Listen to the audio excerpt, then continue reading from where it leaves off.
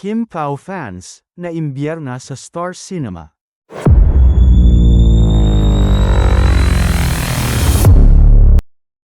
Nagpahayag ng suporta ang mga Fanny para kina Kim Chiu at Paolo Avellino habang kinuyog naman nila ang Star Cinema.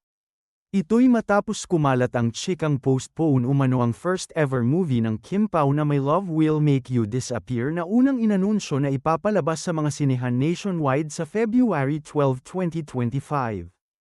Ang rumor ay inusag na umano ito sa April. Usap-usapan din sa social media ang pag-unfollow umano nina Kim at Paolo sa Star Cinema. Very intriguing din ang post ni Paolo sa X ngayong Huwebes na ma-experience nga na hindi tumapos ng pelikula. Dahil dito'y nag-trending sa X ang hashtag Star Cinema at hashtag WeLoveUKIMPAU. Habang sinusulat ito'y wala pang pahayag ang Star Cinema sa issue. Narito ang comments ng Kim Pao fanatics. Nakakainis. Sa tagal-tagal makakapagsalita na talaga kami na super unfair nyo talaga pagdating kay Kim Pao.